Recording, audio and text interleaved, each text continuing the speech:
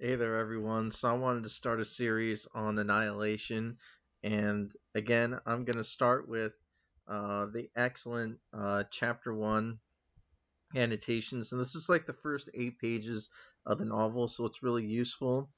And one of the things that you need to know is that it's called Initiation, right? And so, I have a lot of notes here which I can show you. And this is how I kind of annotate, right? I do highlighting, I put things I've done with my pencil, and so this gives me an opportunity to kind of keep my ideas with me at all times. And the best part is because it's in pencil, I can erase it, but not to get rid of them, or that is the annotations, but to actually make new ones or to make space for new ones that weren't there before.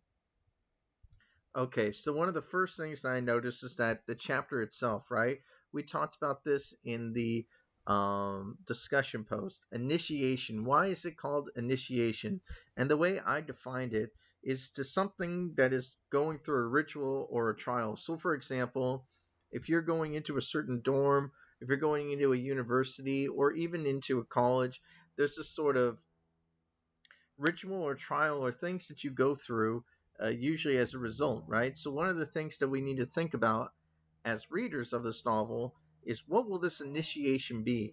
There's going to be some sense of a trial here, and in the case of chapter one, is you're going to see a lot of things happen within the first 30 pages of the novel.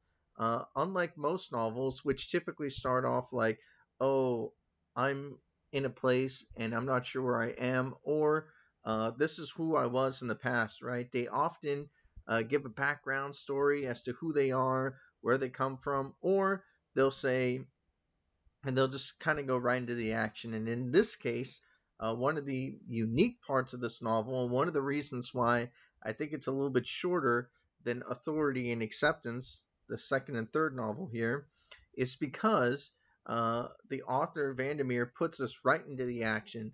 We are already in the setting or placing in time of Area X. And in this case, Area X is this unknown place in northern Florida near Tallahassee. And we, the reader, don't know anything about it. And interestingly enough, neither does the narrator herself, that is, the biologist. So let's get started. So the first thing that shows up is this thing called a tower. And one of the reasons why I chose this annotation is because on the right hand side screen here, Jeff Vandermeer has annotated this, right? And he said that he took a vacation to Sintra in Portugal, which includes a tower tunnel. Obviously, it's a little bit different, but the idea is that you're not really sure is it a tower or a tunnel. Again, in the discussion, I asked you how you saw it, right? Because in this book, um, each person, the four different women in this novel, see something different, right? They call it a tower, a tunnel. I think there another one was a building of some sort. But the idea is that is it going down because it's going down because it's subterranean? You're not really sure what it is, right? And neither does the narrator. So the tower, which was not supposed to be there, is something that is really uncanny because when you think of a tower, you think of something that goes high in the sky, kind of like a high rise building, right? But this one actually goes underground. And one of the problems with that is that it's familiar yet unfamiliar, and it's meant to kind of spook you out because if you go upwards, you can usually see the sunlight, right? Or even the moonlight at night. However, because it goes underground, it gets darker, drearier, not really sure what's down there, right? Which is kind of scary. So, one of the things that it's meant to invoke is this sort of gothic trope or gothic setting, right? When you go underground, it gets really scary, right? Things are dark, things are really scary. So it's meant to invoke that sort of fear that so often comes along with the uncanny. So if you wanted to talk about an uncanny setting, the tower is a great one. Another one that appears in this novel is the lighthouse, which she talks about a little bit later in chapter 3. The lighthouse is meant to be a symbol, right? It's meant to be a symbol or an image, a representation of protection and also bringing people in, right? It's got light, the idea was that if you were in the sea and it was dark outside, or even if there was a storm, this would be the only thing that you could see, right? It's kind of like flashing your headlights in a storm. So it's really useful to have, because it's meant to protect and it's meant to bring people and bring light, right? And knowledge. However, in this story, as we see in chapter 3, that's not necessarily the case, right? It starts to get a little bit unsettling. All right, so that's just the first second here. It says the tower, which was not supposed to be there, plunges into the earth in a place just before the black pine forest begins to give way to swamp and then the needs and wild gnarled trees of the marsh flats. And I like that again. He put an image here of, again, the sort of setting, right? The St. Mark's Wildlife Refuge, in which you see there's these marshes here. And by marsh, it's basically like a low level of water or murky water. And so sometimes it can go under several transformations near the coast because of the weather changes, because of all the different things going on, right? So again, this goes back to the transitional environments that are so useful for the biologist to know about, right?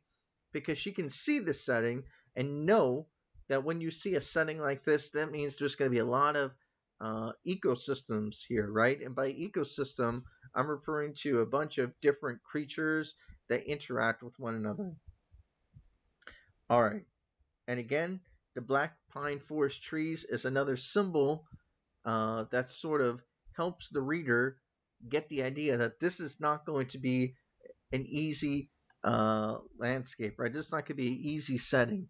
It's going to be a little bit scary.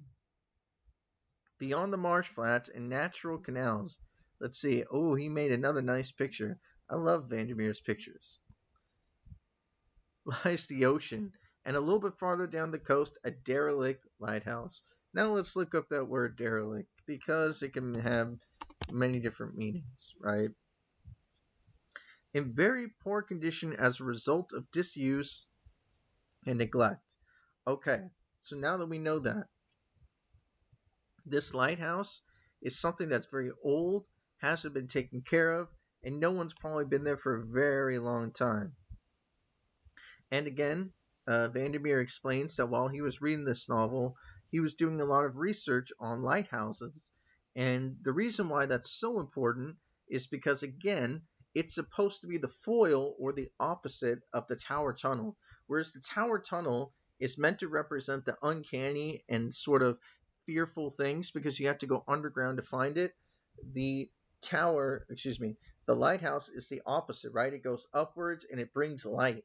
It's a sense of familiarity. You know what it's used for, and you know that the further you go up, you'll be able to see what it is that you want to see, right?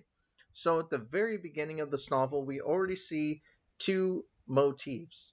Again, these are recurring images or recurring symbols that show up several times in the novel. The tower tunnel is the uncanny, the unfamiliar, unsettling. The lighthouse, at least at the beginning of the novel, is supposed to be familiar. It's supposed to be the thing that saves. It's the thing that is the opposite of the tower, right? So this is very interesting how they kind of juxtapose and contrast each other. Okay.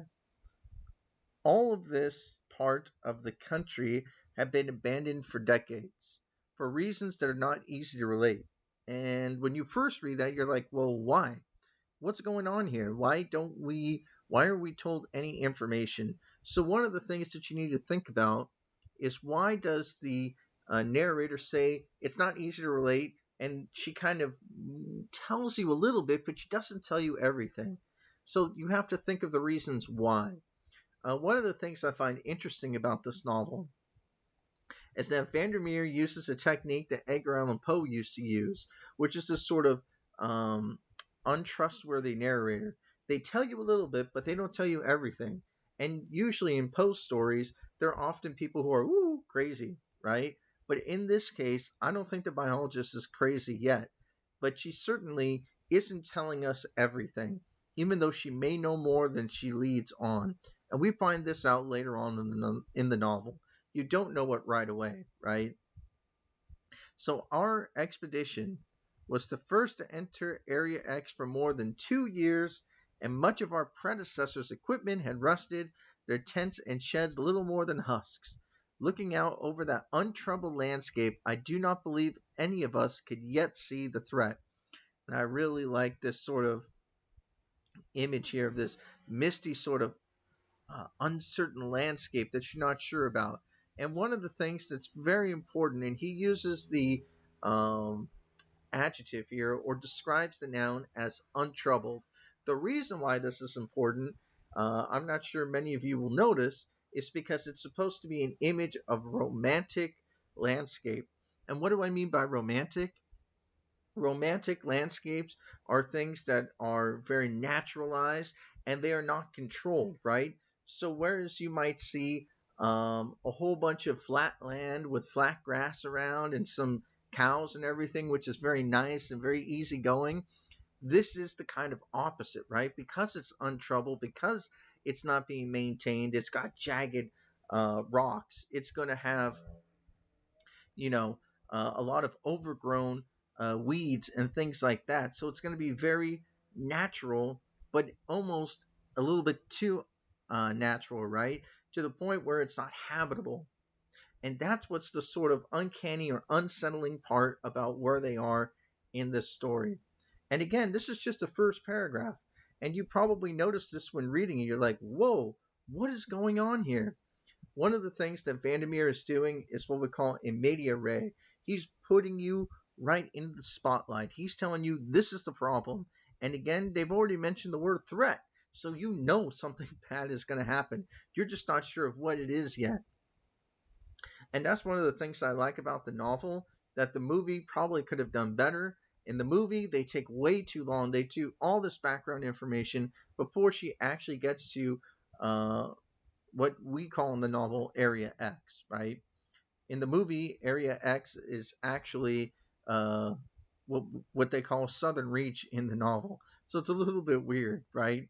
But don't confuse the two. Again, stick with that. Area X is the place that is beyond the border.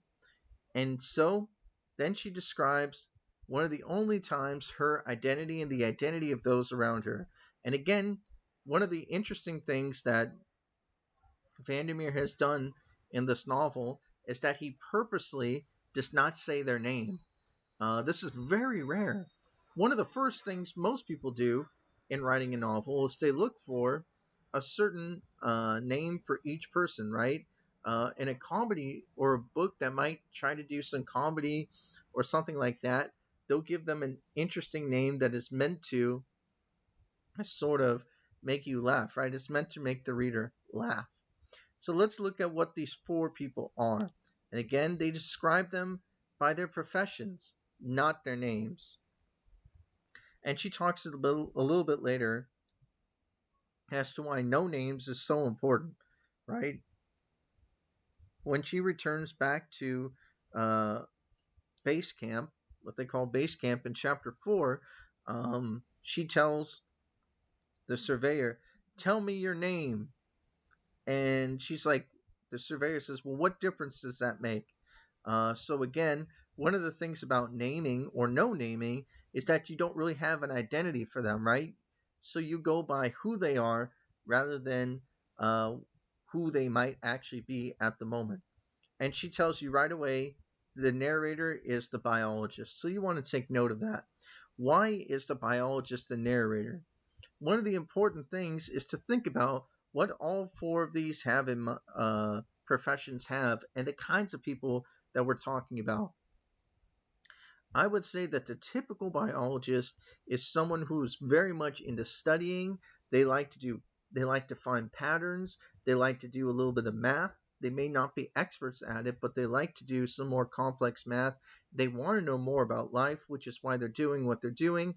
And again, uh, in most cases, not all, but many of the biologists that I can think of, one of the first things that comes to mind is a sort of introvert, right?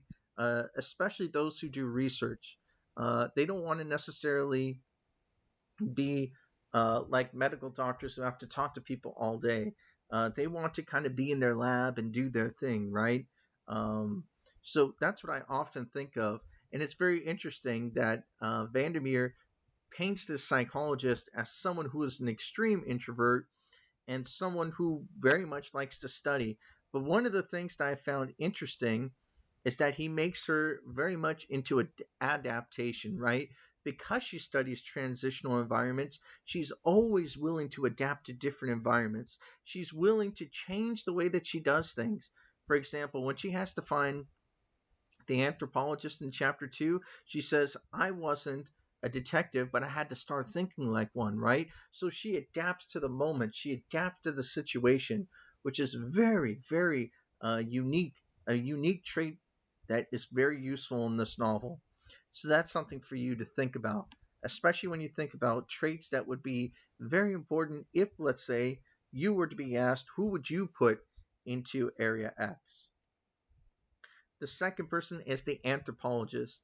Anthropologist is it's a very interesting field because it's split into two different fields. You have people who study the biology of humans and human remains, but there's also a social aspect and how people have changed over time through evolution and through social groupings, right? So it's kind of a very close relation with the social sciences, but also the biological sciences. So this anthropologist is someone who is a sort of hybrid study here, right? She knows two different fields, and as we find out, she was also formerly, a little bit later on, it's mentioned that the anthropologist also knows how to be an architect. So she has three different uh, things under her belt, which is extremely impressive. Not easy at all. Lots of studying, lots of learning, but also likes to see patterns. And it's very interesting that the biologist says the anthropologist and the surveyor, they study the layers of things that can be seen. Biologists are often under a microscope and see the things that cannot be seen. Again, that's going to come up and play a role later on in this novel. But the idea is that an anthropologist is someone who can see the surface of things, but also understand its sort of context. Very close to what we've been studying with borders, right? And their surveyor, let's look that up. I'm very curious to see what a surveyor is all about. I want to get a definition of a surveyor. Okay. A person who surveys, especially one whose profession is the surveying of land. A person who investigates or examines something, especially boats for seaworthiness. So, in this case, a surveyor is very much like someone who studies something to see if it is actually usable, right?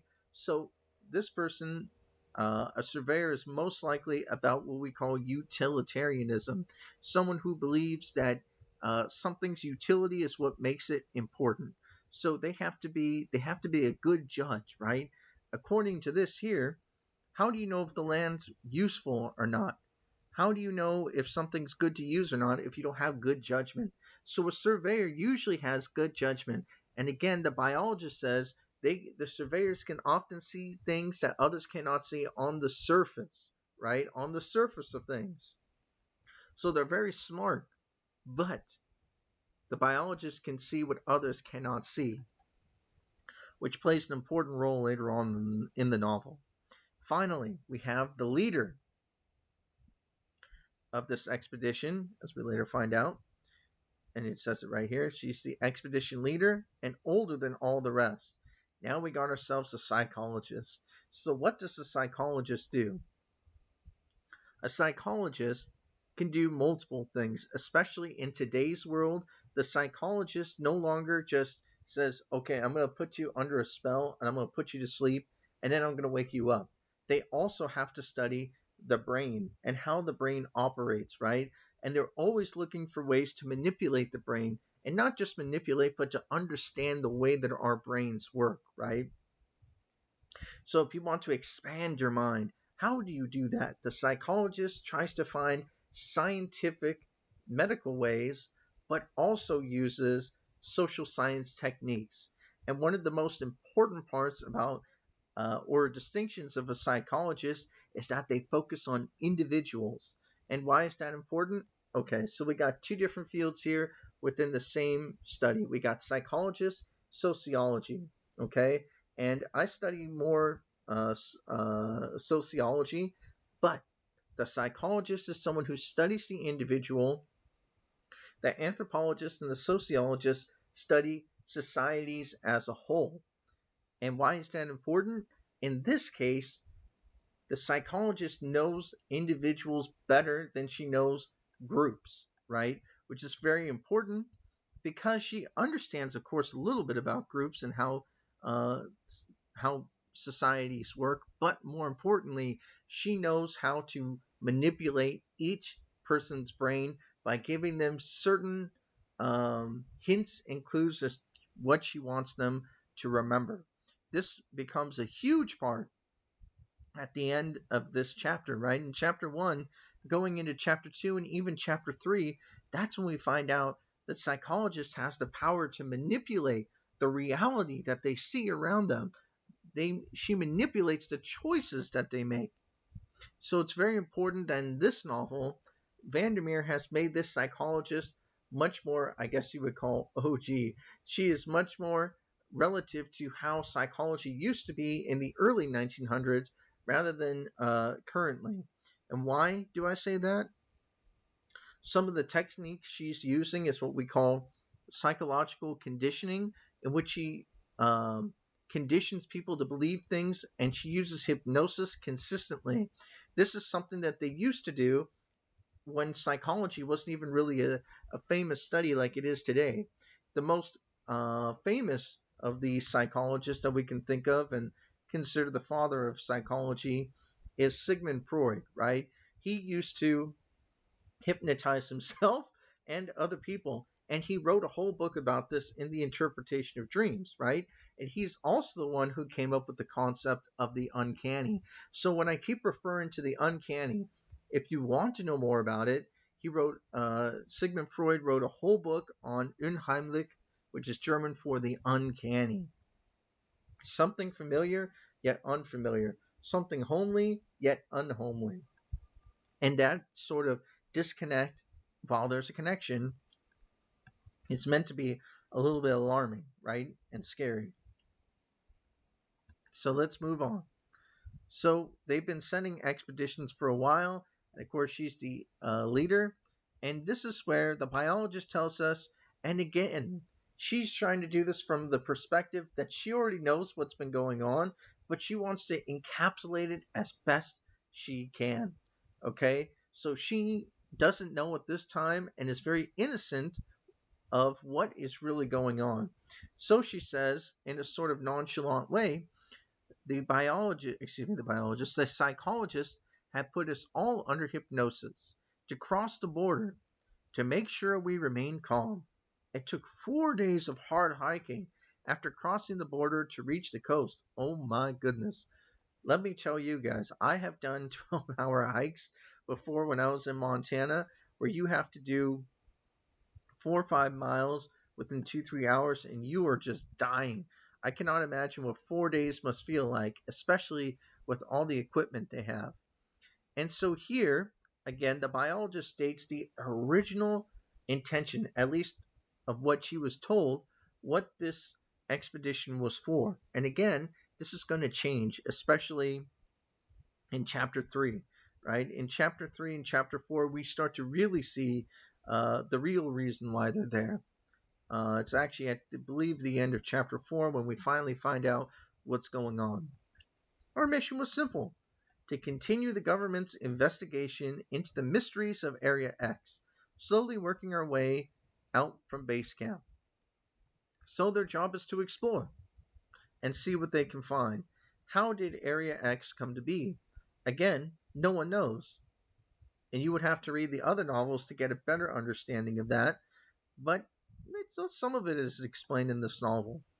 But that's not really the reason why they're there. We later find out that there's another reason why. I'm not going to spoil it yet, but there's another reason why. So the expedition could last days, months, or even years, depending on various stimuli and conditions. Had supplies for 6 months. Seems like a long time. And another 2 years worth of supplies. They had already been stored at the base camp. Awesome. Sounds like they got a lot of stuff going on.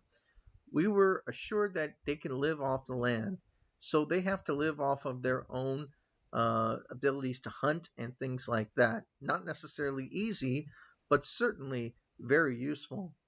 And so they got a lot of food, blah, blah, blah. But here is a symbol.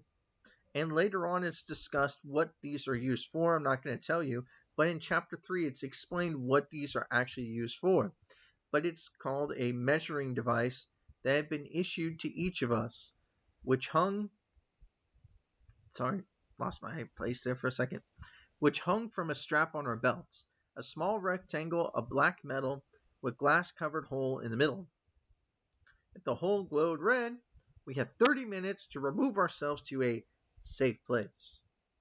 We were not told what the measuring device did or why we should be afraid of it glowing red. However, one of the things that's interesting is that they said we had 30 minutes to remove ourselves to a safe place. This usually indicates that whatever's going to happen is probably going to explode, right? Kind of like a ticking of a bomb. Boom, right? So there's this sort of feeling that if this thing glows red, there is a huge problem. There is about to be huge danger, and you need to remove yourself because something bad is about to happen. We don't know what, but we can only assume. By the way, we have a measuring device here, and he says annihilation isn't funny. Many terrible things happen, but some elements, like these measuring devices, are darkly funny to me and have some correlations to things in the real world. The idea of expedition members removing themselves to a safe place is absurd, given that all of Area X is an unsafe place. True. I'll give you that, Vandermeer. So why'd you do it? The idea of a box with a glowing red button that'll tell you you're unsafe when the whole time you're in danger in any way is, okay, a little absurd. And in an early draft of the novel, they stand around talking about these devices, but it wasn't serving any purpose but to underscore the irrational nature of life. So I cut it. So it's very interesting that it seems like such an important device, but he's saying that he put it in there kind of for fun, right? It's meant to be a little ridiculous. Why do they need a measuring device to figure out what danger they're in? Once you're in danger, you usually know it. Your instincts take over. You don't need something to tell you, right? And this is very interesting. They were forbidden watches and compasses. Very important, right? Watches tell the time to see how long you've been away, see what time it is of the day, and compasses tell you where you're going. Why would they tell them they couldn't have it? Again, it's not explained. They just go along with it, right? Because as we find out later, their motivations are more than just, well, I just wanted to explore a new place in the world.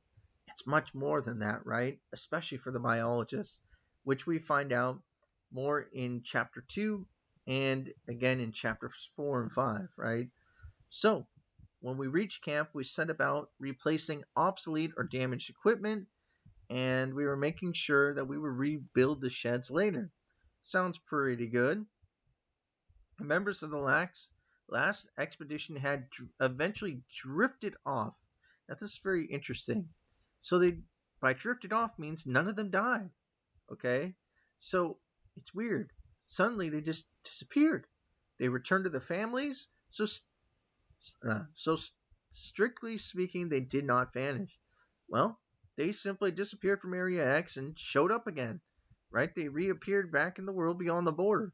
How did that happen? No one knows. How do you get in? How do you get out? Nobody knows.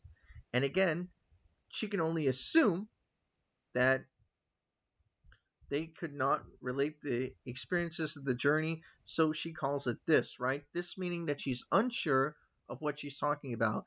And notice that Vandermeer has a tendency to do this a lot in the novel. He puts a certain word and emphasizes it with italics. So if you want to emphasize something, you italicize it. You don't capitalize it. This transference had taken place across a period of 18 months. To give you an understanding, that's 1 year and 6 months. So a year and a half. That's a really long time. And it was not something that had been experienced by prior expeditions. So what on earth happened? Butchie says this can result in premature dissolution of expeditions. Interesting. This shows up a little bit later in the novel. Great job, Vandermeer. He is actually poking fun at the reader. He's saying consolidation of authority, which is something that the psychologist says later. There's no reward in the risk. Floating and floating. Paralysis is not a cognate analysis. So, this is her sort of way of this is Vandermeer's way of saying, hey, this is actually how they condition you. So one of the things that I found interesting about this novel, and the further you read it, especially if you read a chapter a day, is you start to feel like you are in Area X at some point. You start to become familiar with the things just like the biologist does. While you may not be an expert, you suddenly become much more familiar with what's going on. And so I'm going to take a break on this one and do another part of the video. I got a lot to say, so we're going to keep going with this, and I'll see you soon.